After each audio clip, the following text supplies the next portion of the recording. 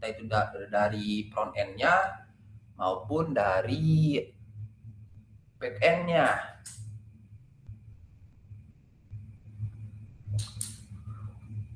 Nah, oke. Kemudian pertanyaan sederhana dari saya.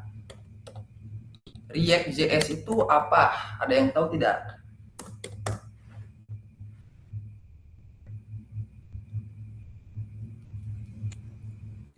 Bang, perkenalkan nama aku Aulia dengan NIM 125140204. Setahu aku React.js itu library dari JavaScript. Oke, React.js library dari JavaScript. Bagus, bagus. Pertanyaannya, jawabannya saya suka, singkat, padat, dan jelas. Library dari JavaScript. Ya, buat jawaban dari Aulia itu udah benar keseluruhannya itu. React.js itu library dari JavaScript. Nah, React.js ini banyak orang beranggapan kalau bahwasanya itu React.js itu sebuah framework. Sedangkan nyatanya itu React.js itu adalah sebuah library dari JavaScript. Makanya beberapa website yang kalau kalian lihat itu yang base-nya itu Laravel, bukan Laravel, lebih tepatnya PHP atau Golang atau bahasa Go atau Rust, Python dan lain sebagainya itu kebanyakan mereka itu menggunakan React.js. Kenapa? Karena React.js ini sebuah library. Nah, yang jadi pertanyaan saya, kenapa mereka pakai React.js?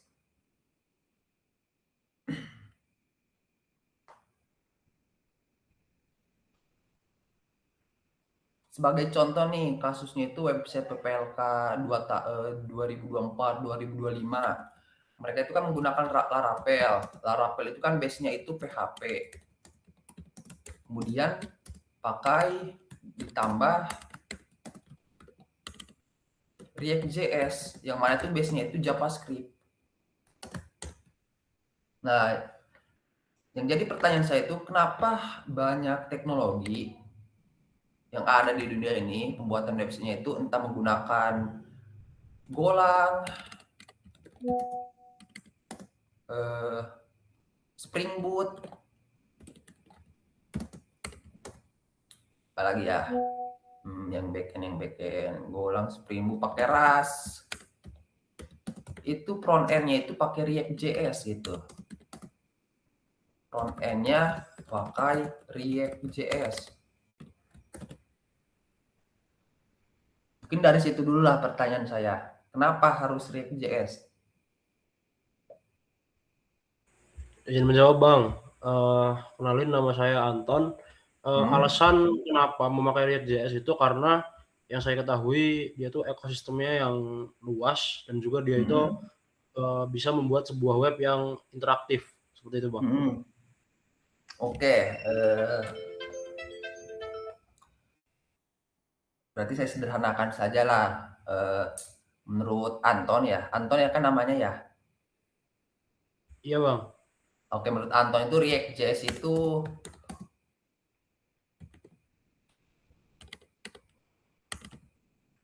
itu powerful lah kalau disederhanakan menurut dia.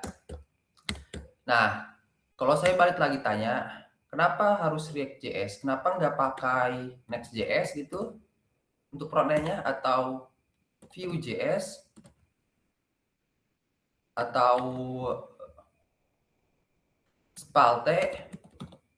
Kenapa nggak pakai itu?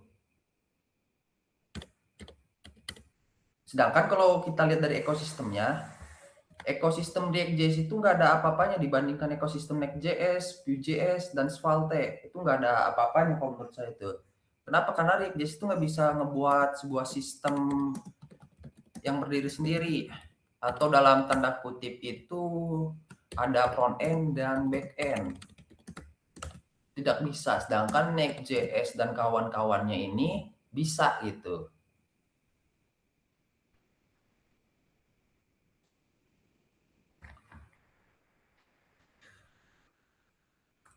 Ada yang tahu jawabannya?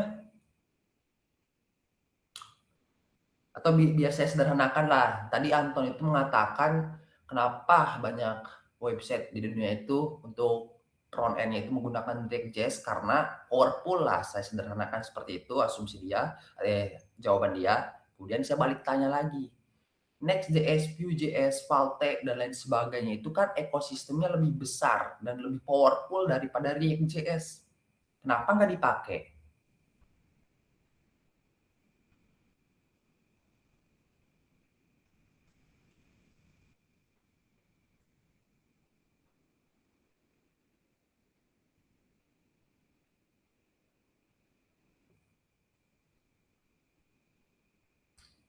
Kenapa saya mengajukan pertanyaan seperti ini? Karena pertanyaan ini itu sangat penting. Nanti kalian bakal paham sangat pentingnya di bagian mana.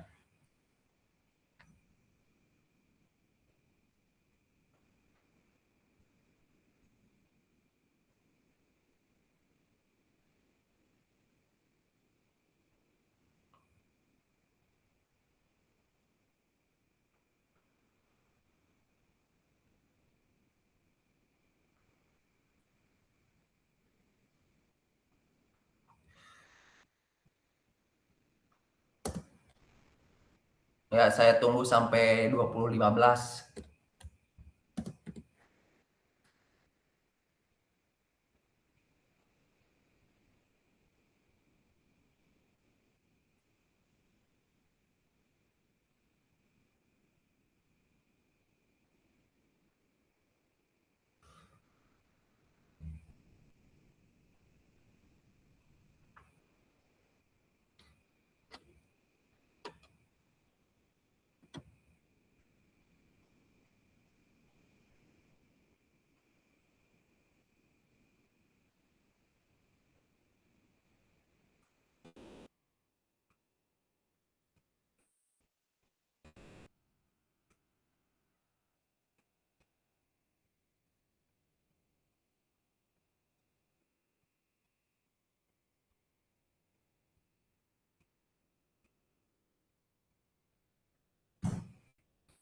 Bagaimana? Kalau saya kasih clue lagi nih. Saya pernah ngebuat website untuk klien saya dari Malaysia. Dia itu buat sistem analisis, bisnis analisis. Dia itu pakai Golang plus React. Yang jadi pertanyaan kan, kenapa pakai React.js? Dijawab sama Anton, karena powerful. Atau sederhananya itu ekosistemnya kuat lah. Saya balik lagi tanya, kenapa nggak pakai Next.js? Nggak pakai Vue.js? Nggak pakai Django? Atau Plus? Dan lain sebagainya. Kenapa? Karena ketiga ini lebih powerful daripada React.js.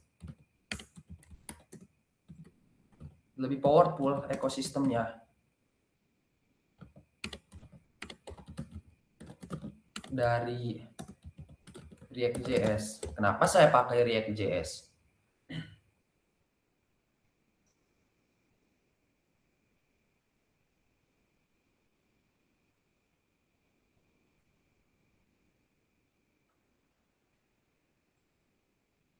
Dan ini jawabannya pun kalau kalian masih ingat itu seperti jawabannya itu hampir sama, mirip-mirip seperti yang sebelumnya, atau dalam tanda kutip itu pertemuan pertama kita lah.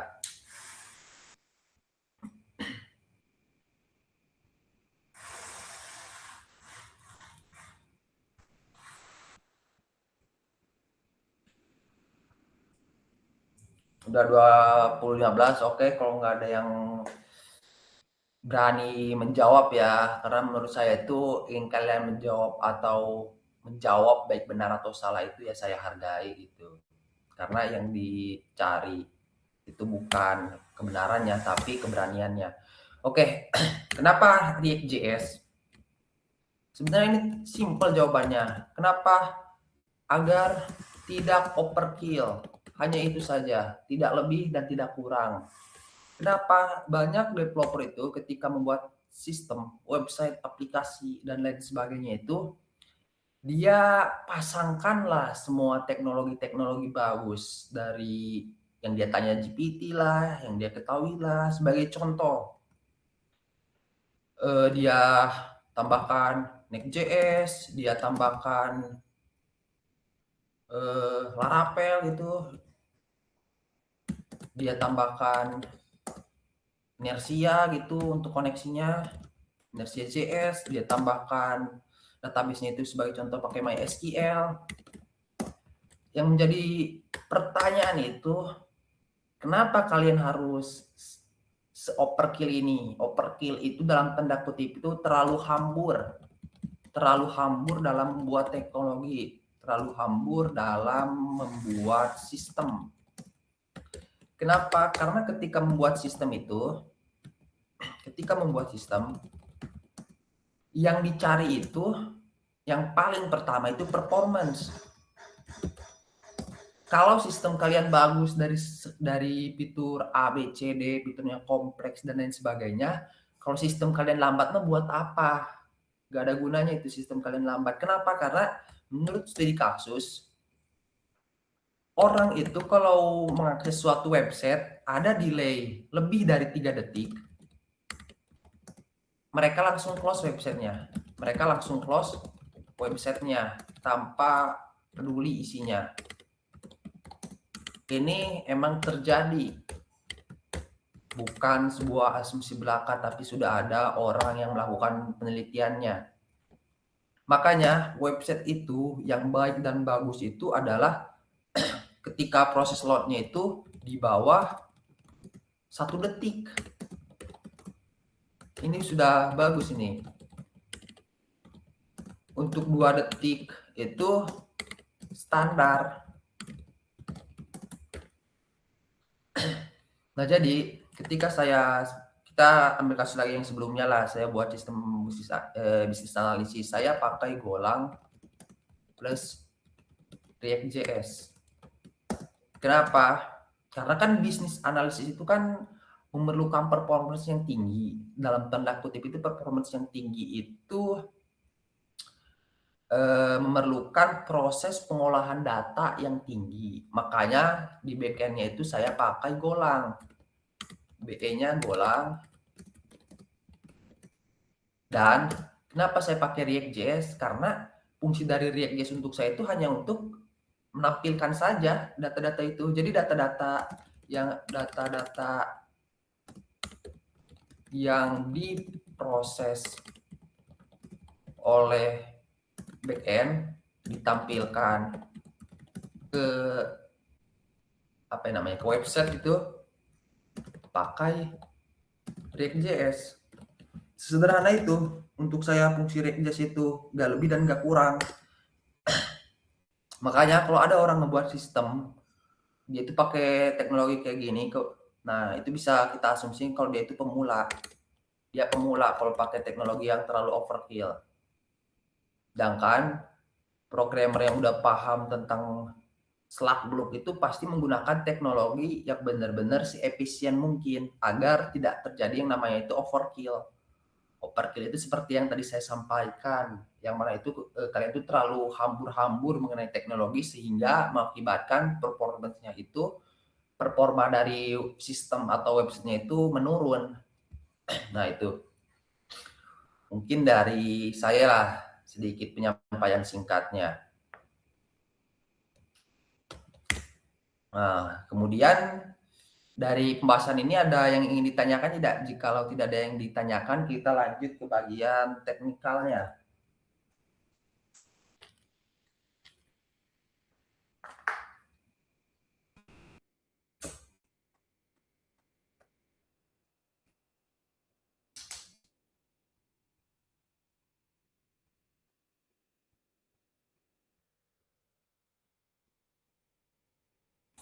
Sepertinya cukup, Bang. Oke, cukup. Terima kasih banyak responnya. Kemudian saya cari compiler online itu. Kita apa ya nama compiler online-nya ya? Terus compiler.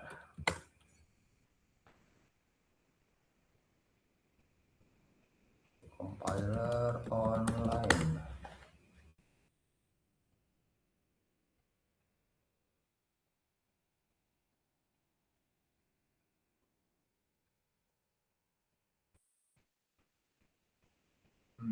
JS editor, kita buka.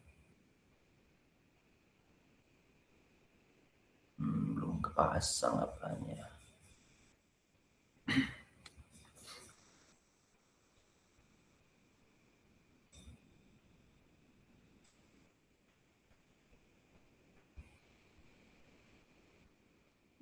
Saya share screen.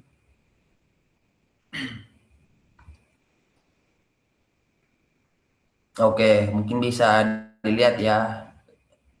Kenapa lagi nih? Saya lagi buka compiler online untuk React.js, Vite, dan Tailwind CSS. Nah, ini kenapa lagi nge-lag ini? Shift button. Oke, mungkin sebelum ke teknikal, di sebelah kiri ini kalian kan bisa lihat nih file-file dan lain sebagainya. Ketika kalian install library atau framework di komputer, laptop kalian ataupun HP kalian, pasti muncullah beberapa file-file beberapa file-file bawaan lah. Nah, di sini ada yang namanya fitconfig.js. Untuk bagian ini mungkin diabaikan dulu karena keluar topik menurut saya pembahasannya. Kemudian itu ada Tailwind CSS, tailwind.config.js. File ini tuh berisi apa ya maksudnya? Konfigurasi dari Tailwind CSS kalian di sistem atau di website ini. Kemudian ada README, ya ini README bawaan mereka. Jadi kalau kalian upload ke GitHub, nah nanti itu di GitHub itu kan biasanya di paling bawah itu ada tuh kayak paragraf penjelasan mengenai sistem websitenya itu. Nah itu biasanya ditulis di dalam file readme.md. Kemudian ada ini post.css.config.js, ini sama persis dengan Tailwind CSS. Kemudian ada package.json. Nah ini pertanyaan sederhana kembali, ada yang tahu nggak arti dari file package.json ini itu apa?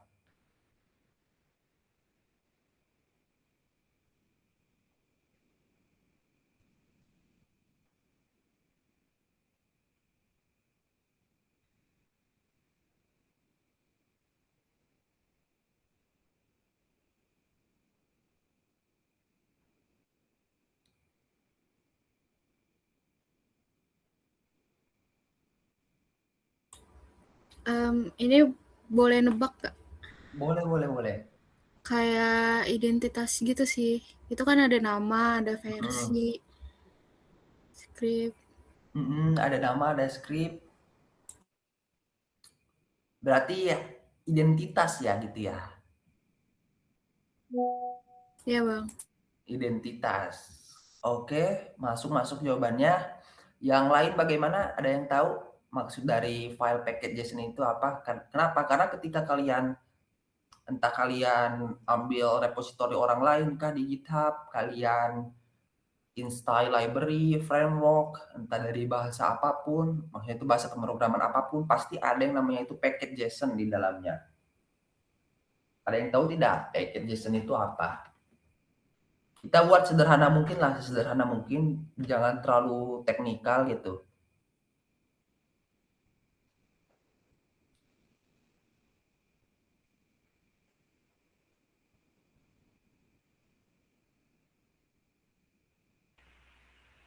Izin menjawab Bang, menurut saya itu tuh fungsinya untuk menyimpan perintah di sebuah project Bang. Menyimpan perintah di dalam suatu project. Bagus. Jawabannya udah mendekati.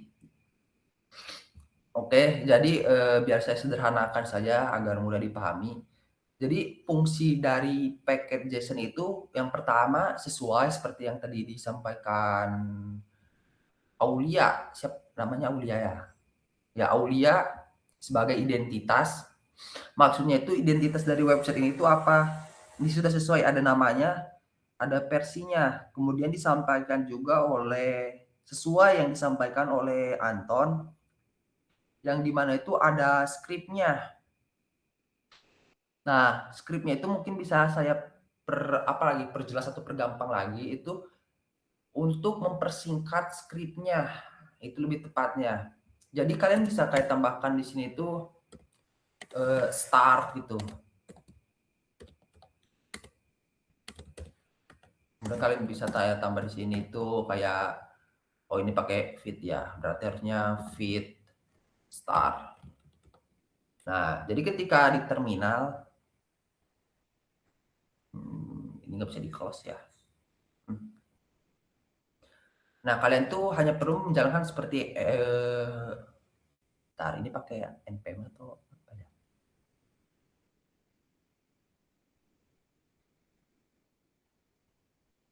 Bentar ya, saya ceknya di mana ya ini ya. Fit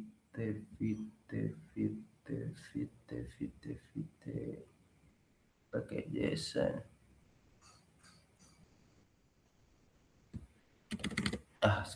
Coba aja lah. Sini aja lah. Apa lagi? npm. Nah, npm itu ya. Oke, berarti kita close dulu. Bentar, mana cara stopnya? Oke, udah stop. Nah, di sini kan ada script nih. Script ini itu artinya itu untuk menjalankan website ini. Nah, sedangkan kalau kalian lihat di samping sini ada depth, vt value-nya itu, ada build, vt build. Artinya itu ini tuh untuk bukan mempersingkat, lebih tepat itu memperpangkas skripnya. Jadi kalian pernah install sebuah bahasa pemrograman ke laptop kalian atau library kalian, itu pasti kayak ada kayak Python gitu, kemudian itu ada filenya itu di mana, folder dulu, foldernya mana, kemudian ada filenya dan enter gitu. Nah, jadi fungsi script ini itu untuk mempersingkat saja. Jadi vt build ini bisa dijalankan dengan command build saja. Vt preview ini bisa dijalankan dengan command preview. Sebagai contoh kita cobalah npm run dev.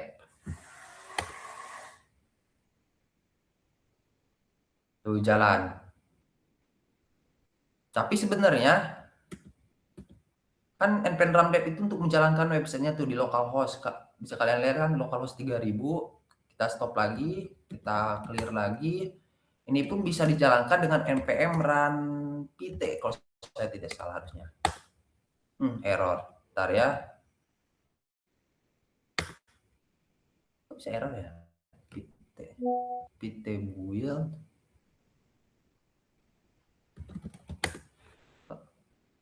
Dependensi React pt.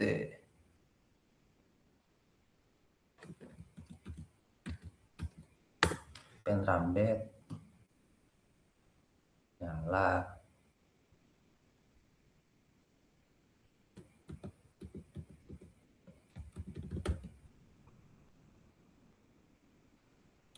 Bentar ya, npm run pt tadi error. Kalau kita buat fit saja error juga harusnya. Oh, nggak pakai npm nih ternyata ya. Gitu ya browsernya ya. Ini close. Oke. Mungkin bakal saya perbaiki lagi. Jadi ini websitenya itu diinstal menggunakan npm. npm itu node package module. npm itu bisa disebut aja node package kg module gitu. Biasanya itu kalau di dalam sini itu ada package-nya gitu. Ini karena saya pakai compiler online jadi nggak muncul. Nah, jadi ketika saya ngerunning npm randep, kan di sini bakal muncul nih, bakal ngerunning lah websitenya itu. Itu artinya itu kita menjalankan website ini itu menggunakan node-package module atau npm. Nah, tapi kita juga bisa ngerunningnya memakai feed sesuai dengan script yang ada di sini. Pit. Nah, Pit ini artinya kita menjalankan websitenya menggunakan nih Vite nih. Nah, artinya bisa dilihat nih di sini. Kemudian kita juga bisa build, preview, start, dan lain sebagainya. Nah, itu mungkin ke situ saja. Oh, sama ini. Dependensi. Ada yang paham nggak artinya? Ada yang tahu nggak dependensi ini apa sih?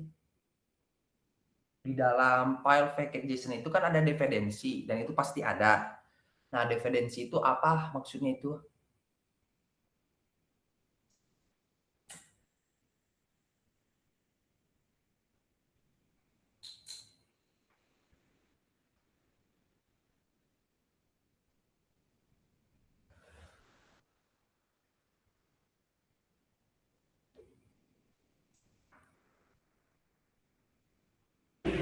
Izin menjawab Bang, kalau dilihat dari di situ dependensi itu dia itu isinya menyimpan library tambahan gitu Bang, karena di situ ada kayak Tailwind CSS, Post CSS, terus ada Vite gitu, kayak gitu Bang. Oke, jawabannya benar-benar lebih tepatnya ya. Dependensi itu kita bisa melihat library apa saja sih yang udah terinstall dalam sistem ini, kemudian versinya itu versi apa saja. Sebagai contoh, ada React versi 17.0.2, ada Primer Motion. Primer Motion ini library dari CSS. Ada 5.5.7. Kemudian ada React DOM, ini library dari React. Dan lain sebagainya. Untuk kemudian ada ini index.html. Maksud index.html di library, bukan di library lah, di sistem ini itu bukan sistem, di website ini tuh apa sih artinya itu file index.html?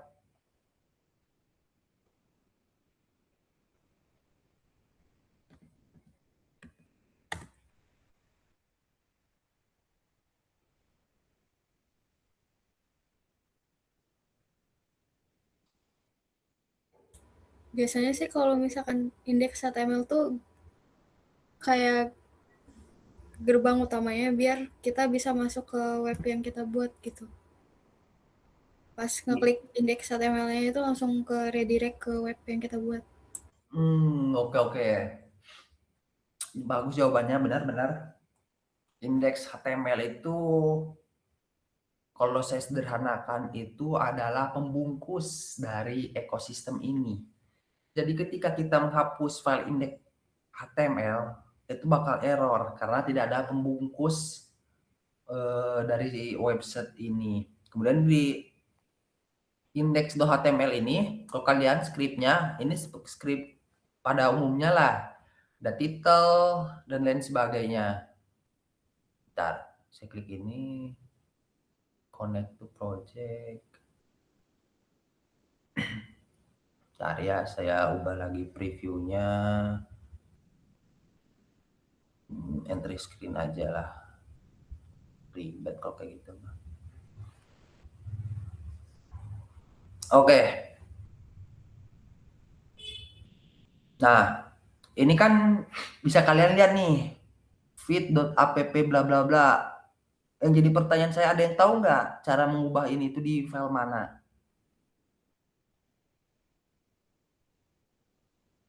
Ini kan nih, ketika akses website ini, ada nih pite.app, ada ikonnya. Yang mau saya tanyain itu sederhana, ngubahnya di mana?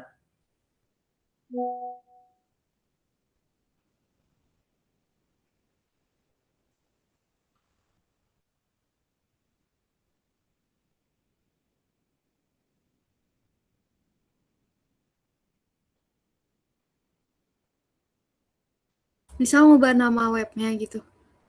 Iya, iya. Itu yang title yang baris ke-7 nggak sih? Yang title baris ke-7.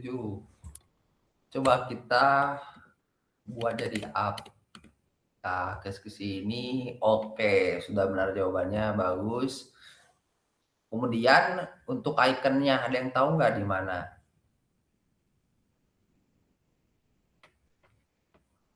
Garis kelima, Bang. Baris kelima. Coba hapus kalau gitu. Ya, hapus lagi. Oke, sudah hilangnya ikonnya ya. Itu sebenarnya hal yang simple dan sederhana, tapi nggak semua orang bisa programmer itu. Maksudnya itu kebanyakan programmer itu nge-skip bagian sini. Kenapa? Karena kalau kalian lihat nih, Vite app, Vite plus Regex plus bla bla bla, meet dot bla bla bla, ini tuh kita dari sini aja kita bisa mengasumsikan gitu. Ini website itu mengenai apa? Ini website itu mengenai apa? Tanpa kita perlu akses websitenya. Sebagai contoh, Meet kurang bla bla bla. Di sini saya tahu langsung ini Google Meet. Ini kode untuk akses Meet-nya. Tanpa saya perlu minta link Google Meet-nya, saya udah tahu hanya dari situ tersebut saja. Kemudian ini pun sama, ada Vite plus React plus Tailwind CSS. Saya tahu ini artinya apa? Ini artinya compiler online yang menggunakan Vite plus React JS plus Tailwind CSS. Itu sangat penting. Itu sederhana dan penting menurut saya. Dikasih lah kita coba di sini. Kemudian ada ini git ignore. Ada yang tahu nggak file ini tuh apa?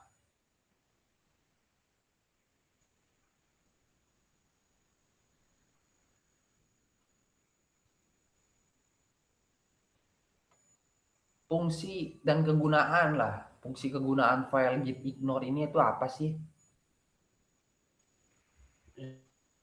Menjawab Bang, Ya. fungsi dari git ignore tuh dia untuk gimana caranya biar nama-nama yang ada di dalamnya itu nanti ketika mau di-push ke GitHub itu dia nggak ikut Bang. Oke, jawabannya udah benar, bagus sekali. Jadi di sini itu lebih tepatnya bukan nama, tapi file-file dan folder apa saja sih yang nggak akan kalian push di GitHub. Kan kalian ketika di GitHub itu kan pasti seperti ini, git init, kemudian git add, kemudian git commit, kemudian git push gitu. Nah, jadi nama-nama folder dan file di file.gitignore ini itu akan diabaikan atau enggak dimasukkan ke GitHub gitu. Ini penting karena ini penting nih, karena kenapa? Karena node modul ini nggak mungkin kita push ke GitHub. Kenapa? Karena node modul ini berat ini, ratusan gigaan penyimpanan, kemudian ada dot lokal ini tuh penyimpanan cache dari websitenya gitu yang di running di localhost. Kemudian itu biasanya itu di sini tuh ada .env. .env itu berisi kredensial dari website ini seperti API, REST API-nya, endpoint-nya, endpoint API, DLL, dan lain sebagainya.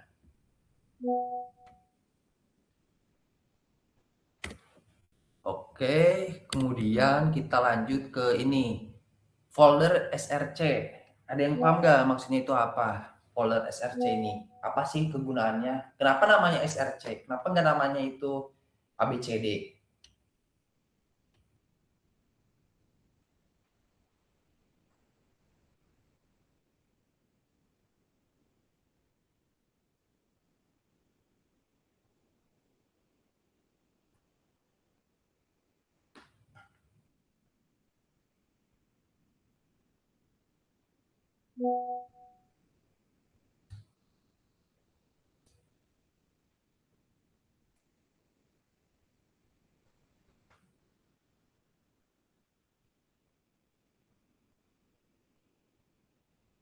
Izin menjawab Bang, kalau nggak Oke. salah SRC itu dia ditulis kayak gitu karena dia itu mempersingkat kata source, sepengetahuan saya kayak gitu Bang. Oke, sebenarnya itu udah tepat. Yang dimaksud SRC itu ya emang seperti tadi. Jadi source code atau codingan yang akan kalian buat itu ada di file SRC. Seperti itu. Kemudian kalau kalian sering lihatlah repository orang lain atau kalian sedang buat sistem dengan beberapa orang itu, kadang ada yang namanya itu API juga. Maksudnya itu apa? Maksudnya itu isi dari folder API ini ya berisi API tersebut, ada DB atau database, berisi database. Kemudian itu ada entah ada FE juga, ada BE juga untuk mempermudah. Jadi isi file ini tuh codingan front end semua. Di sini tuh isi codingan back end semua. Kemudian itu ada database API gini harusnya udah segini sih. Oke, kemudian lanjut ke file SRC. Nah, di file SRC ini akan ada app.jsx, ada example.jsx. Ini dulu lah, ada main.jsx. Ada yang paham nggak? Apa sih gunanya main.jsx? Kita yang simple-simple aja gitu. Jangan terlalu mengedepankan teknikal. Kenapa? Seperti yang sebelumnya saya sampaikan gitu. Kalau teknikal, mending kalian nonton YouTube. Kenapa? Karena udah diajarkan sama programmer yang udah 10 tahun di bidangnya gitu.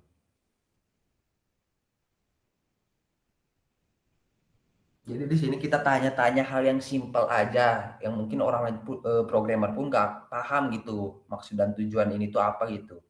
Jadi ya ini saya tanya lagi gitu, ada yang tahu nggak main.jsx ini tuh apa? Jadi ketika kalian install library atau framework apapun, itu pasti ada main.jsx. Itu kalau library dan framework itu base-nya itu JavaScript gitu. Izin menjawab Bang. Yuk. Main.jsx dilihat dari extensionnya aja JSX ya, itu kan JavaScript XML kan. Nah, dan juga di kedepankan ada main di situ. Berarti ada sintaks-sintaksnya HTML, tapi dia itu ditulis di dalam kode JavaScript gitu. Mungkin gitu. Oke, ada sintaks-sintaks. Oke, pas. Yang saya mau balikin tanya ini apa nih fungsinya kode ini? Untuk apa sih? Nggak usah bahas teknikalnya seperti diimport dari library bla bla bla. Sederhananya aja lah. Kenapa harus ada gitu? Menghubungin React sama web. Menghubungin React dengan website. Bagus, jawabannya udah bener itu. Saya suka jawabannya simple dan sederhana. Bukan fungsi ya, lebih tepatnya codingan ini tuh untuk menghubungkan React.js ini, kode React.js ini ke file.index.html ini. Karena seperti yang tadi saya sebutkan, index.html ini tuh pembungkus. Otomatis kan pembungkus itu perlu penghubung dengan intinya gitu. Makanya main.jsx itu sebagai gerbang penghubung antara browser dengan library React.js. Nah, itu seperti itu.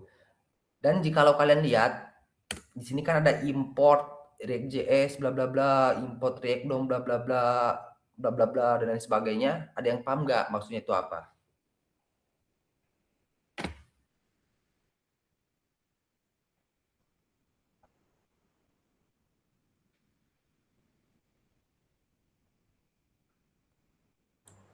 Oke, izin jawab juga ya Bang. Oke, oke.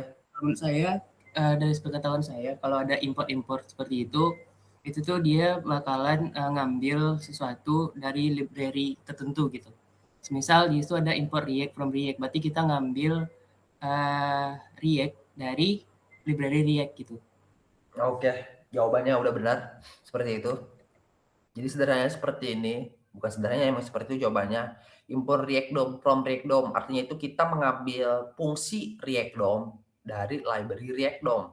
Kalau kalian lihat lagi di page JSON sebelah sini, ada library React DOM. Nah, itu makanya sesuai itu udah pas. Jadi mengambil fungsi React DOM di dalam library React DOM. Nah, kan kalau kalian masih ingat yang saya sampaikan sebelumnya, library itu kan berisi fungsi-fungsi atau dalam tanda kutip itu seperti rumus buku. Yang dimana itu di rumus buku tersebut itu kan ada kayak rumus percepatan itu, gravitasi, kecepatan, dan lain sebagainya. Ini pun sesuai analogi sederhananya itu. Kita mengambil fungsi React DOM di dalam library React DOM, atau sederhananya itu kita ambil rumus React DOM dari buku React DOM. Oke, kemudian bagian ini 6 sampai 11. Ada yang paham nggak maksudnya itu apa?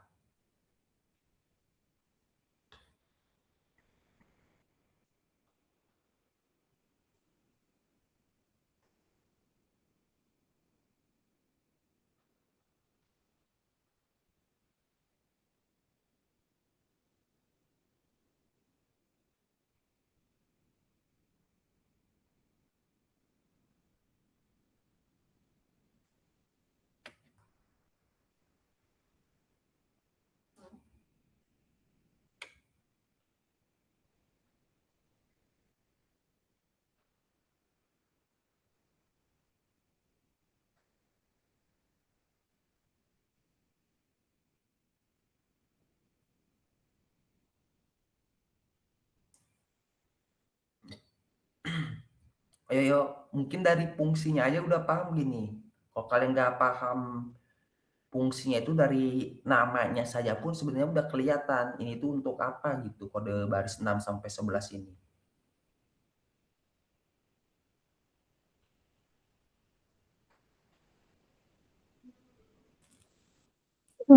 Izin Bang, izin menjawab. Itu tuh untuk nampilin ke webnya nggak sih Bang? Nampilin ke webnya. Ya, benar sekali. Ini tuh fungsinya untuk nampilin codingan React.js ke websitenya. Yang dimana kalau kalian kan lihat React DOM. React DOM itu diambil dari library ini.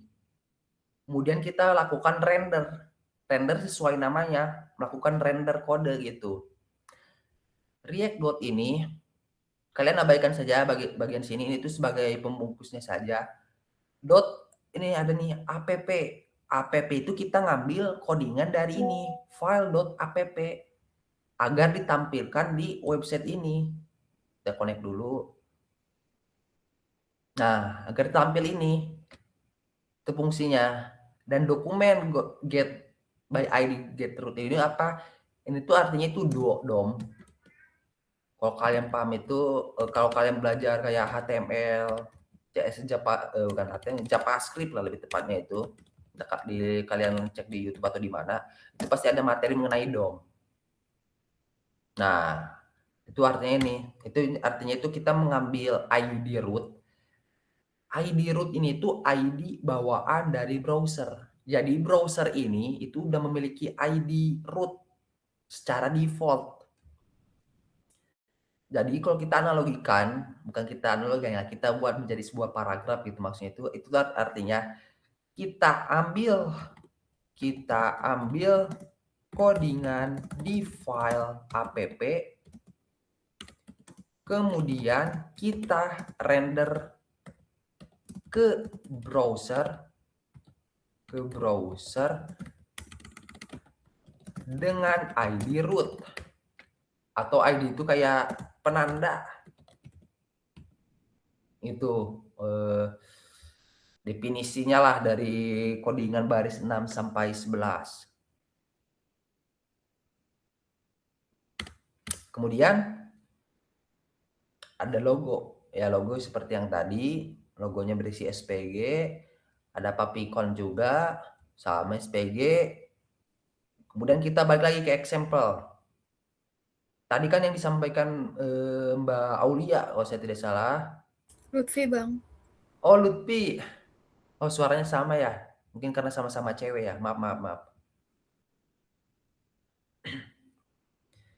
Jadi file ini itu bakal ditampilkan di website ini karena sudah dikoneksikan ke sini untuk dilakukan render file.app. Sebagai contohnya, kita bisa hapus inilah switch button. Kita save dulu. Tuh, menghilang tuh switch button di bagian sini. Kita balikkan lagi, kita munculkan lagi, kemudian muncul nih switch button. Berarti sudah sesuai itu dengan definisi yang kita sampaikan gitu. Kemudian bagian sini di file.app.js ada yang paham nggak maksudnya itu bagi bentar, jangan ke situ dulu. Ini udah tadi. Nah, ini nih baris 4. Apa nih maksudnya? Function.app.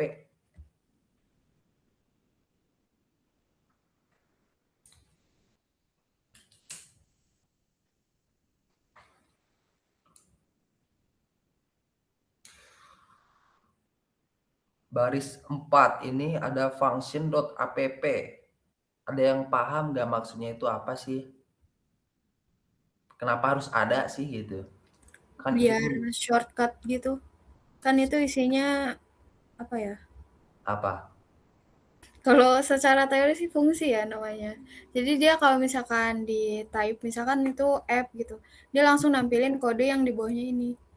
Hmm, Shortcut gitu. shortcut ya. Berarti pencinta apa ya? Pecinta yang shortcut. Mungkin bakal saya sederhanakan seperti ini.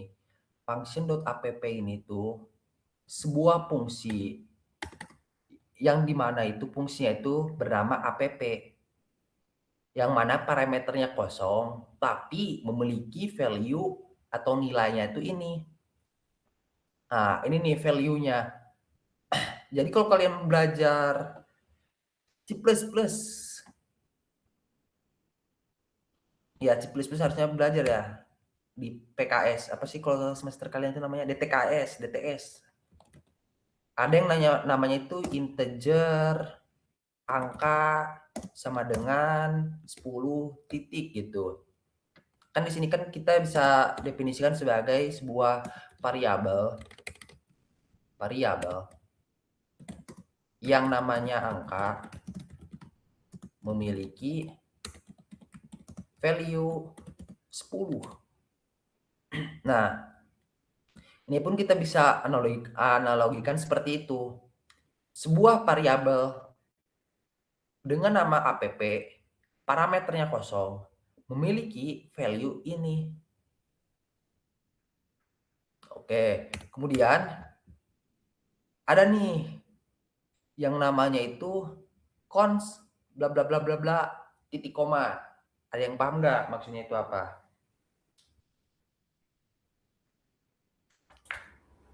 Cons itu tetap. Cons itu tetap, ya itu memang tetap. Maksudnya itu apa sih? Untuk apa ini gitu maksud saya tuh? Untuk apa kode ini? Kenapa ditulis?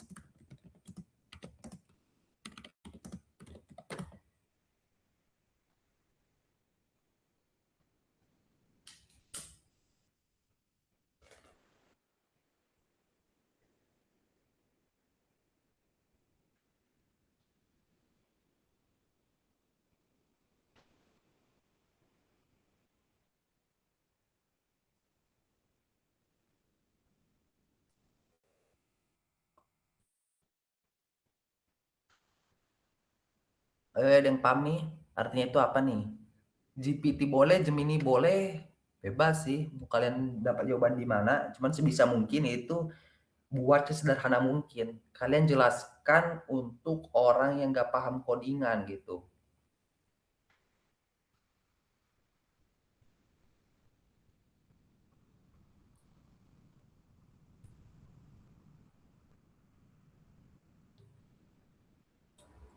Kalau yang use state false itu dari awal tombol yang itu tuh biru.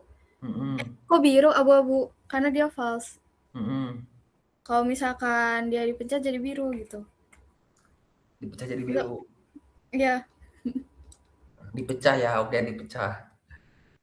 Oke, mungkin saya sederhanakan lah biar kalian juga paham maksudnya itu. Arti dari const is select sama set select itu artinya itu kita ngebuat sebuah variabel. Kalau kalian belajar JavaScript vanilla, ada kan yang namanya nama variabel itu const, ya kan? Yang bisa disederhanakan itu tetap gitu, sebuah variabel tetap atau sebuah variabel yang nggak bisa berubah-ubah. Beda dengan seperti var gitu kan di JavaScript ada seperti ini, itu kan bisa berubah-berubah value-nya itu, nilainya itu bisa berubah-berubah. Sedangkan kalau const atau konstanta ini nggak akan berubah-berubah, tetaplah absolut lah gitu value-nya itu. Itu artinya const ini. Kemudian ada isSelect, setSelect dalam sebuah array. Ini artinya itu seperti tadi, kalau kalian membuat sebuah variabel, kita ambil C++ dulu lah. Harusnya paham lah kalian belajar 2 semester C++. Ada yang namanya itu integer angka sama dengan 10. Nah, const ini seperti ini, integer. Itu nama sebuah variabel, bukan nama, tipe data sebuah variabel. isSelect, setSelect. Ini pun sama, nama sebuah variabelnya itu apa. Nah, ini namanya ini. Ini kenapa di dalam suatu array, berarti ini kita bisa definisikan bahwa sebuah nama dari variabel itu ada dua, ada isSelect, .setSelect. Kemudian sama dengan useSelect parameter false titik koma. Ini artinya itu value-nya seperti di baris 25 ini yang 10 itu value-nya. Nah, kemudian ada dalam value-nya itu ada useState false. Hapus tadi ini biar nggak error. Artinya itu kita menggunakan hook ini, hook useState yang diambil dari library React. Nah, hook itu ada bermacam-macam. Ada useTag, ada use context, ada use callback, ada use effect, dan sebagainya. Ini banyak juga fungsinya itu. Ya, kita sederhanakan aja itu rumusnya. Ini rumus buat pertambahan, perkalian, perkurangan, dan lain sebagainya gitu. Nah, balik lagi useState.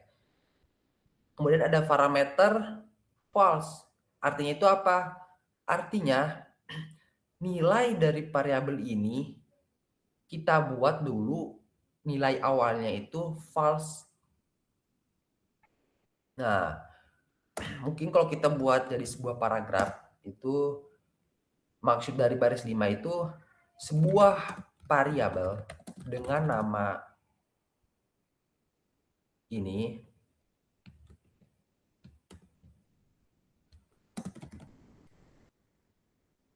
memiliki tipe data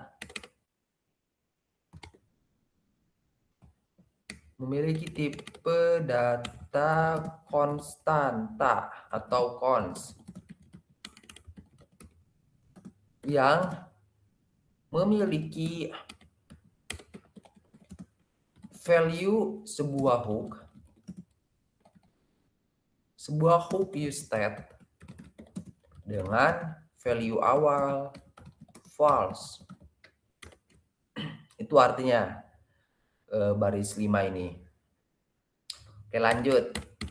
Kemudian ada nih di baris 7, return dot bla bla bla bla bla. Nah, baris 7 ini apa sih maksudnya?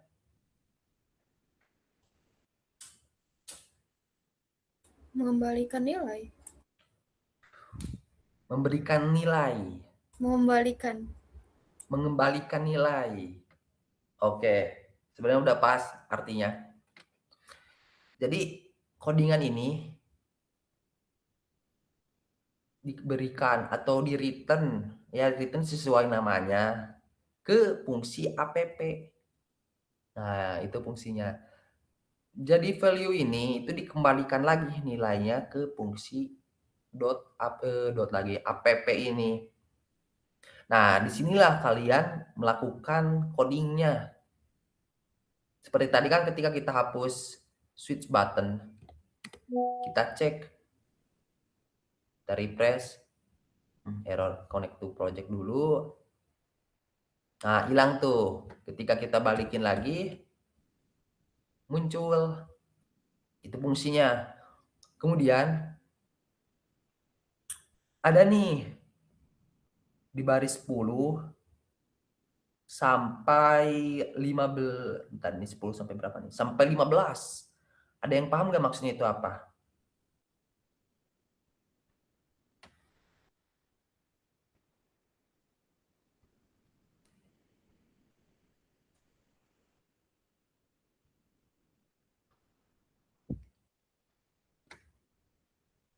Ini kan stylingnya nih, styling Tailwind CSS.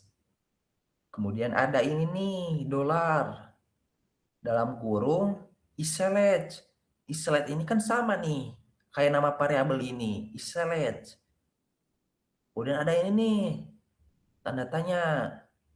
Kemudian ada styling Tailwind CSS-nya. Kemudian ditutup. Kemudian ada nih nama fungsi onClick. Nah, namanya nih. Kemudian di variabel onClick ini tuh memiliki value ini nih. Set select ini apa sih namanya? Tanda seru isLedge.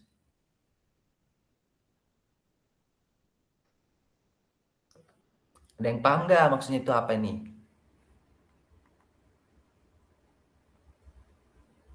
Kalau baris ke-11 itu kan style dari tombolnya itu.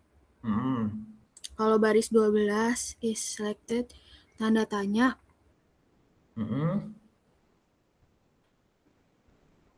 Setahu aku itu operator. Ya, tanda tanya operator. Tapi kan Kalau udah, dia ya udah benar operator. Kemudian maksudnya itu apa? Untuk apa? Kalau true itu tambahkan class rate 500. Itu. Tombolnya jadi merah. Udah pas. Baris 14? Tidak. Ya, itu kan tanda seru tidak gitu. Artinya kebalikannya. Oke. Jadi kalau kalian balik ke sini, kalian bisa lihat ke button ini tuh ada apa sih yang terjadi ketika saya klik. Sebelum saya klik itu gini gitu tampilannya. Ketika saya klik itu seperti ini gitu tampilannya. Ada yang berubah kan yang saya klik ini. Saat saya klik itu ada perubahan yang terjadi. Nah, ini sesuai dengan fungsi di baris 10 sampai 15. Atau saya sederhanakan seperti ini. Di baris 10 sampai 16 ini ada sebuah button. Button tersebut itu memiliki styling seperti ini. Ketika di kursor seperti ini, tuh akan berubah tuh. Kursor pointer, ini fungsinya. Tuh ada tangan, ada awalnya yang kayak gini nih. Tiba-tiba ada tangan ketika diarahkan ke buttonnya. Nah, ini fungsi dari kursor pointer. Ada W dikurang 16. Ini artinya itu width-nya atau lebarnya itu 16 rem. Nah, jadi button ini itu lebarnya 16 rem. Kemudian ada H dikurang 10. Artinya itu tinggi dari button ini 10 rem. Atau berapa pixel lah. Kemudian ada flex. Flex itu artinya display atau layoutnya itu horizontal. Horizontal itu kayak yang mendatar gitu. Makanya mendatar nih, bukan ke bawah. Kemudian ada item center. Item center itu agar ini nih, si bulatnya itu pas, tepatnya itu di tengah-tengah. Kemudian ada BG Gray 300. Nah, ini pun sesuai background-nya warna grey, abu-abu dengan kontras 300. Kemudian ada rounded full. Rounded full itu seberapa bulat sih? Kan ini bulat tuh. Nah, itu fungsinya. Kemudian ada P dikurang 1. P dikurang 1 itu artinya padding-nya 1 ukurannya. Kemudian ada nih operator tanda tanya, kurung kurawal, is select, bgray justify n, titik 2, justify center. Nah, di sini nih fungsinya itu berlaku. Jadi, ketika belum diklik, itu bakal stylingnya itu ini nih. Styling awalnya, styling defaultnya ketika belum diklik. Dan ini. Nah, ketika sudah sorry. Mungkin saya sederhanakan kayak gini lah. Styling default awalnya itu ini. Tapi ketika belum diklik, itu Pak ini ditambahkanlah styling ini. Tapi ketika setelah diklik menggunakan styling ini. Makanya ketika kalian klik, set jadi merah. Jadi merah. Kemudian ada justify n. Kalau kalian ingat seperti yang tadi saya sebutkan, justify n itu untuk membuat sebuah konten jadi pojok kanan, sedangkan justify center itu pojok kiri. Nah, makanya kan ketika diklik lagi kembali ke awal, ada di pojok kiri nih sebulatannya. Ketika di kanan ke sebelah kanan. Ini udah sesuai seperti ini. Kemudian on click. Nah, di sini sebenarnya fungsi utamanya. On click. Ketika diklik terjadilah arrow function, fungsi arrow function. Yang dimana itu set select value-nya itu dibalik. Yang awalnya false menjadi true. Makanya jadi ini tuh false awalnya. Ini true. Ya, kalau saya tidak salah seperti itu ya. Berarti kalau saya ini buat true, itu harusnya, nah kan langsung ke klik warna merah nih kalau true. Kalau kita buat false, tuh nggak warna merah lagi. Jadi ini fungsinya itu kenapa dikasih nilai awal atau nilai defaultnya lah. Agar ketika di on click, itu berubah nilainya. Jadi ketika diklik, sebelum diklik itu kan, nilainya itu false. Tapi ketika sudah diklik,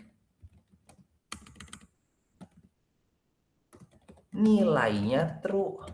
Dan ini pun berlaku di styling Tailwind. Jadi ketika nilainya false, akan menggunakan styling ini. Ketika nilainya true, akan menggunakan styling ini. Itu bukan fungsi ya, yang dimaksud dari baris 10 hingga baris 15. Kemudian, ada yang paham nggak maksud baris ini? 16 sampai 19.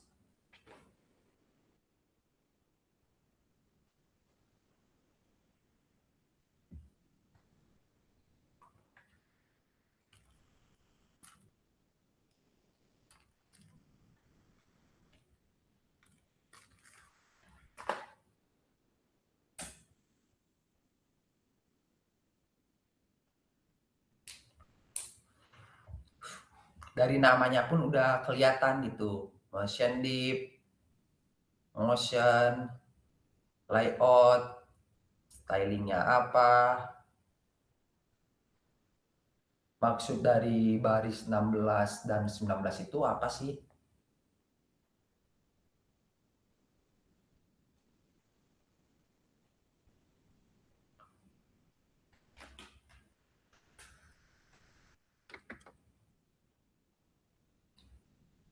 Saya tunggu sampai 21.13 lah. Buat kalau dari namanya motion kan animasi. Buat animasinya. Ya, benar. Itu jawabannya. Jadi kita ambil sebuah fungsi motion di dalam library Primer Motion. Kalau kita lihat di paket JSON pun ada tuh library-nya itu Primer Motion, library dari CSS. Kemudian kita styling, sudah seperti itu doang. Nah, kemudian yang terakhir ada baris 25 nih, export default app. Ada yang tahu nggak artinya itu apa?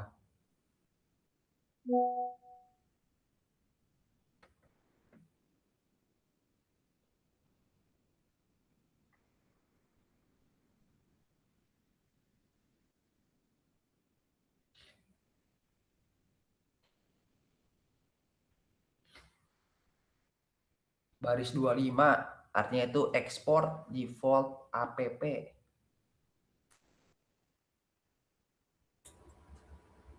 Sebenarnya sesuai namanya aja sih, ekspor gitu biar bisa dipakai app-nya. Ekspor buat bisa dipakai. Sebenarnya jawabannya udah pas. Cuman kalau kita sempurnakan, ada di sini tuh ada kan nama functionnya, function app yang value-nya itu ini. Export default function ini untuk kita kirim atau agar kita bisa akses fungsi ini di file yang berbeda. Makanya ketika kalian buka main.jsx, ada nih import app from bla bla bla. Kemudian ditambahkanlah di sini, kemudian jadilah websitenya seperti ini. Jadi artinya itu kalau kita buat secara bukan buatlah alurnya itu awalnya kan dari sini, dari main.jsx. Main.jsx ini mengambil fungsi app di dalam file app nih, filenya app yang dimana itu di file app ini tuh ada fungsi lah app yang memiliki value ini, kemudian dirender lah di bagian sini agar muncul di browser sini. Itu fungsinya export default export default app. Sederhana, tapi kalau kalian nggak menyantumkan ini dalam file kalian, nggak akan bisa diakses file yang lain. Jadi kalian pun bisa tambah di sini. Kita tinggal copy aja gitu ke example ini. Nah, kalian bisa menggunakan fungsi dari file app ini di dalam file ini. Untuk file ini abaikan saja. Ini cuma example doang sebagai contoh. Kayaknya contoh default dari compiler online-nya, default-nya. Oke sih. Dari teknikal ini nih, ada yang mau ditanyakan nggak pembahasan teknikalnya? Kita buat sederhana aja dan simpel.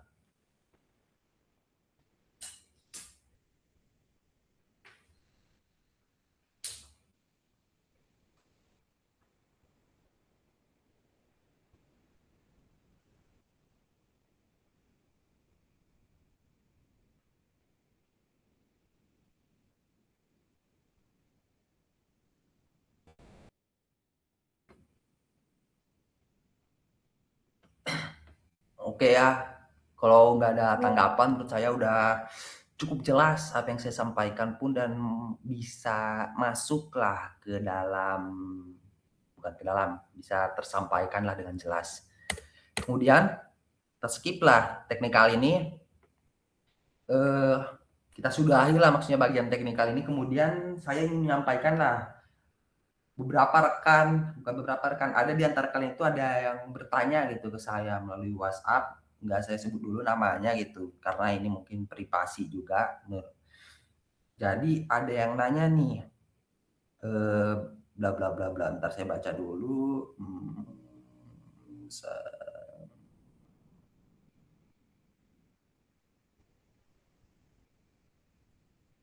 Oke, ada yang nanya, kawan kalian, nggak saya sebut namanya. Jadi dia itu nanya langkah apa sih, bukan langkah ya, start atau apa bukan karya apa ya kata-katanya yang bagus ya. Langkah pertama apa saja sih yang harus dilakukan buat menjadi seorang freelancer di bidang web development? Oke, sebenarnya menurut saya simpel, gak usah bahas teknikal. Kalau kalian mau jadi freelancer itu kalian jangan bahas teknikal. Kenapa? Karena ngapain sih bahas teknikal? Buang-buang waktu gitu. Gak akan didengerin orang lain teknikal juga. Kalian kalau didengerin bagian teknikal, kalau kalian membahas sama orang-orang yang paham juga teknikalnya. Tapi kalau kalian membahasnya sama orang yang nggak paham teknikal, sebagai contoh nih, orang dari jurusan atau prodi ekonomi keuangan, emang mereka paham teknikal codingan web development? Kan nggak paham. Kemudian yang kedua itu bagaimana kalian meyakinkan orang lain. Di sini nih skill sales kalian itu digunakan. Skill sales ini tuh maksud nggak bisa dipelajarin dari buku-buku kalau menurut saya. Kalian itu harus terjun ke lapangan secara langsung. Bagaimana sih caranya untuk menjadi sales? Bagaimana sih kalian meyakinkan suatu produk kepada seseorang? Itu yang kedua. Yang ketiga, portofolio. Portofolio, tapi kalau kalian udah memiliki puluhan atau ratusan portofolio, case-nya itu ketika ada suatu klien lah minta ke kalian suatu sistem yang dimana itu sistem ini tuh belum pernah kalian buat gitu. Jadi kalian tinggal menampilkan saja suatu portofolio kalian yang mirip, dalam tanda kutip mirip itu tuh sesuai dengan kebutuhan klien. Itu yang dari seluruh keseluruhan itu maksud saya buat cari klien untuk freelancer itu nggak perlu teknikal yang tinggi. Yang paling utama itu tetap di sales. Bagaimana kalian cara meyakinkan orang lain bahwasannya itu kalian itu memiliki value atau sesuai dengan kebutuhan mereka. Jadi mau kalian pernah buat sebagai contoh atau analogi sederhana lah. Kalian pernah buat suatu sistem yang sangat kompleks gitu. Atau saya sederhanakan saja AI agents gitu. AI agent ini tuh bisa A, bisa B, bisa C, bisa D, bisa E, dan seterusnya. Sedangkan tiba-tiba ada nih seorang klien, dia ngomong, Mas, bisa buatin saya website pencatatan keuangan nggak? Kayak gitu, untuk sekolah saya. Nah, di situ atau di case kayak gini itu, kalau kalian ngejelasin sistem yang pernah kalian buat yang fiturnya itu A, B, C, D, E, F, G, H, I, J, K, L, M, N, pakai AI agent dan sebagainya macamnya, saya yakin 80% langsung di ghosting kalian, entah WA-nya di blok, entah kalian nggak direspon lagi chat kalian, intinya langsung kabur lah kliennya itu. Kenapa? Karena buat apa sih fitur kayak gitu? Orang yang saya perlukan cuman website pencatatan keuangan doang. Cuma sesederhana itulah yang saya minta. Saya nggak perlu AI agents yang bisa A, bisa buat video, bisa buat gambar, bisa buat aplikasi 1 detik, bisa buat website 1 detik, bisa jadi AI customer. Yang mereka minta kan cuman pencatatan keuangan.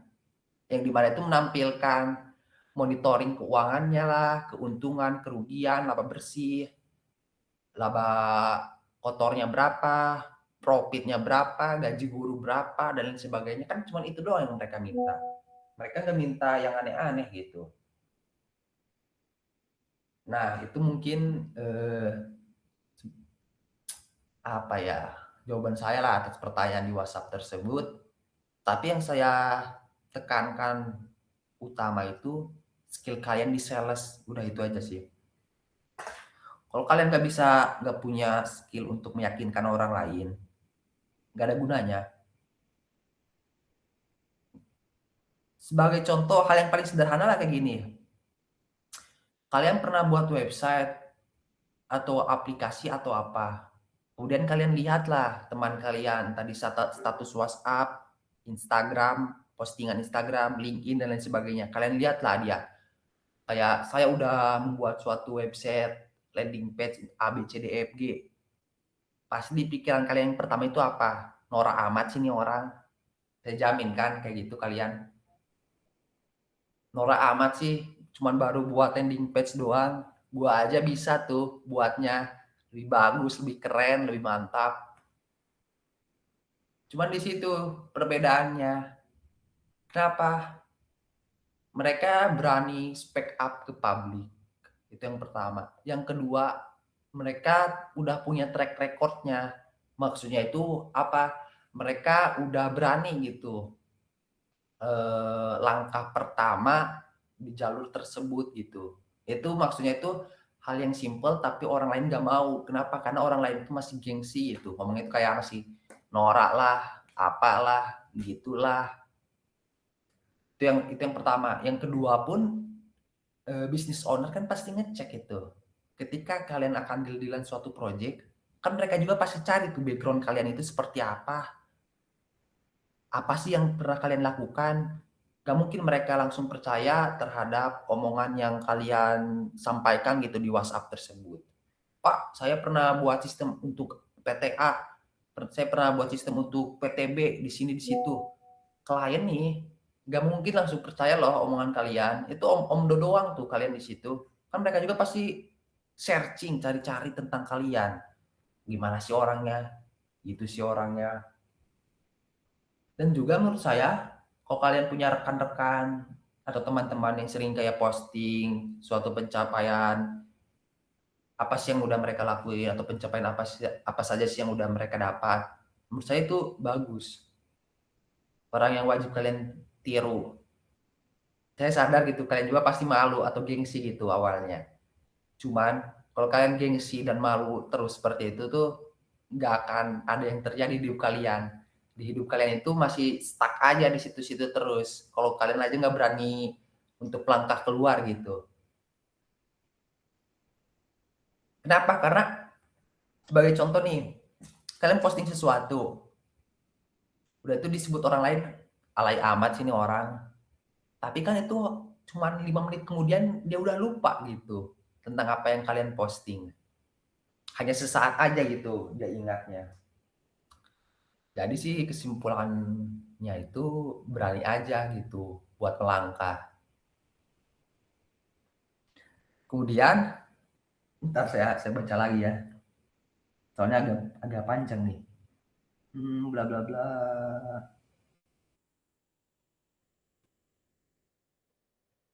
Dimulai dari mana kalau apa menampilkan foto. Oke. Mungkin di sini juga ada yang nanya nih. Tadi saya cek dulu WhatsApp-nya. Enggak saya bisa. Oke. Dia juga tanya katanya bagaimana sih agar klien itu percaya. Itulah yang saya dapat lah dari paragrafnya itu. Portofolio website itu penting. Portofolio website itu penting. Tapi bukan portofolionya yang penting. Tapi apa sih yang udah pernah kamu lakukan itu yang penting. Jadi kalau kalian lihat di portofolio portofolio saya itu simpel. Bahkan saya buat aja cuman 15 menit itu pakai AI juga saya buat. Saya suruh dia yang buat simpel-simpel aja, nggak terlalu ribet, nggak perlu terlalu banyak animasi atau apa. Cuman saya fokuskan lah di project yang udah pernah saya buat. Saya lampirkan semua project-project yang saya pernah buat.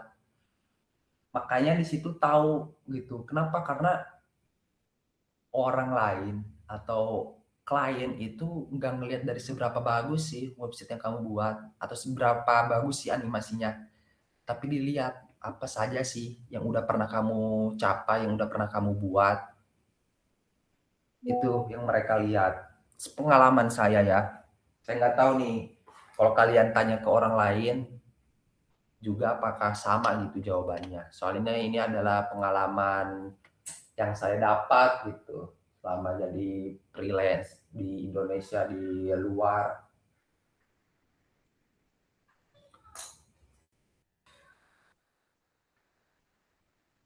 Kemudian, nah, oke, dia nanya nih, mau menampilkan portofolionya. Di sini ada nggak yang minat juga menampilkan website portofolionya? Biar bisa saya review.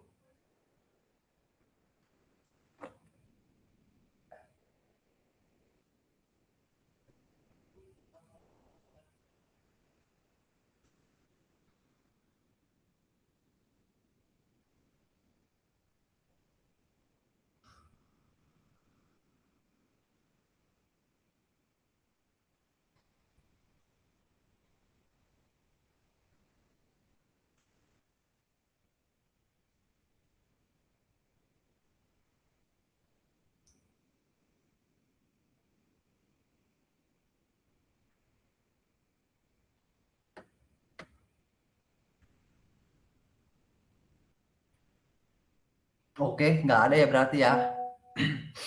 Mungkin apa ya, karena udah 1,5 jam juga gitu ya.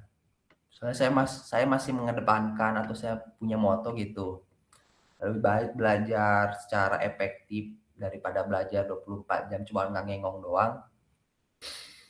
Ada yang ingin ditanyakan tidak?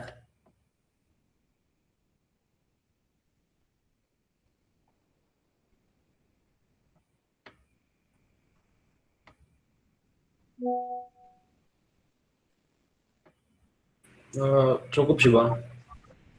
Dari saya cukup, Bang. Dari saya cukup. Oke. Dari saya juga cukup banget. Oke, cukup. Cukup, Bang. Dari yang lainnya. Oke, cukup. Ini Said.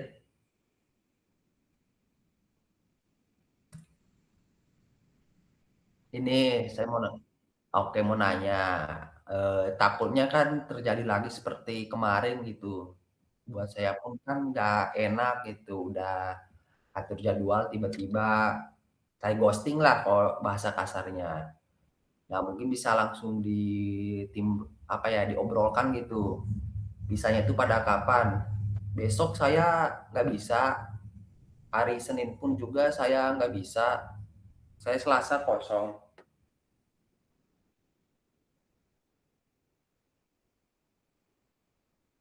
Mm-mm.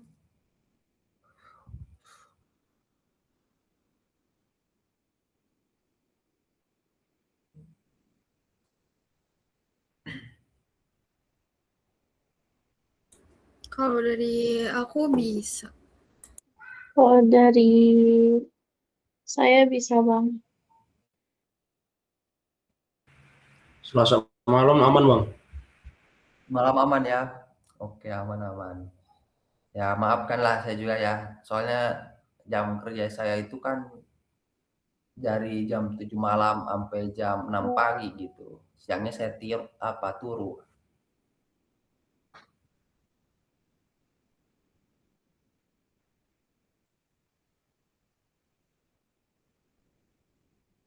Fleksibel ya. Gacor, gacor. Yang lain nih, Sahid masuk himpunan ke Sahid? Masuk. Bagian apa tuh? Oh, yang kepalanya Stepanus bukan?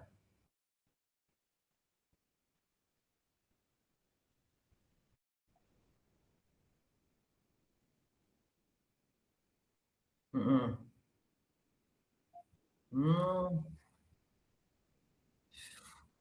Yang lain gimana nih? Nanti pada tertarik gak masuk himpunan? Soalnya kan semester 3 di kader juga kalian kalau minat. Udah, Bang. Udah kader Oh, udah gitu. di kader? Lagi proses kader. Oh, lagi proses. Prodi apa, himpunan apa? Informatika. Oh, cepat ya.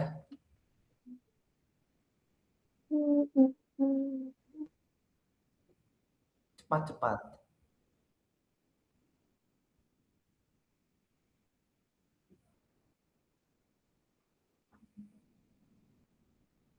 cepat. Beda kayak prodi lain, ada yang 1 tahun, bahkan ada yang semester 6 itu baru jadi staf.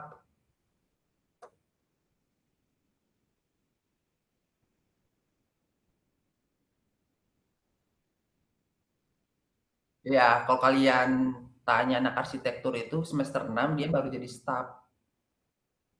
Semester 5, sorry, semester 5 baru jadi staf, semester 7 itu kepalanya.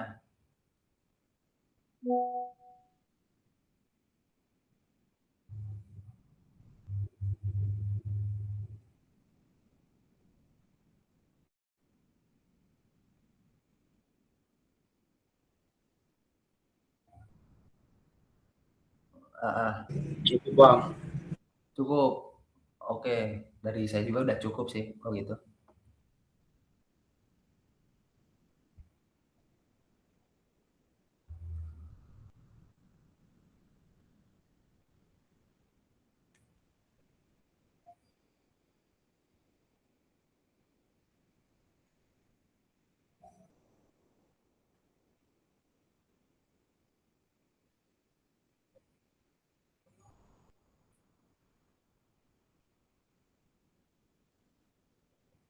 Nah, aman-aman.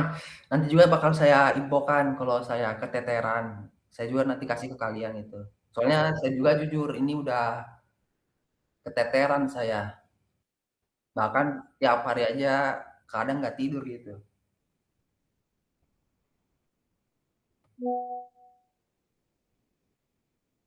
Iya, wajar lah. Lagi ini juga kan lagi handle 3 usaha gitu, 3 PT.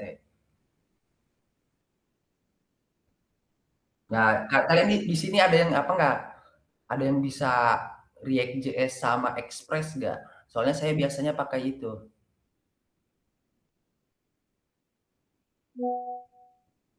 Belum nih ya, masih HTML, CSS, JavaScript ya. Iya Bang, masih Iya pemula Bang. bang, masih pemula bang. Ya udah belajar lah, siapa tahu kan kedapatan buah duriannya. Iya bang, siap.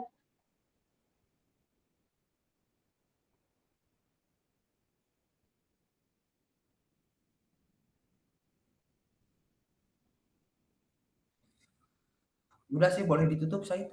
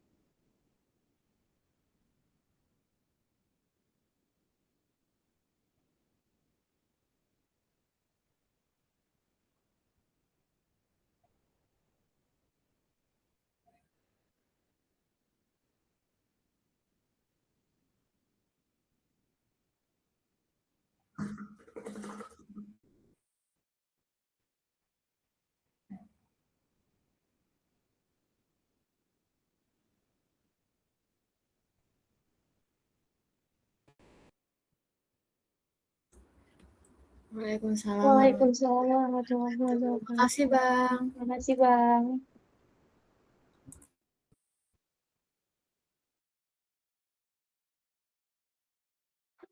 Thank you bang, thank you bang.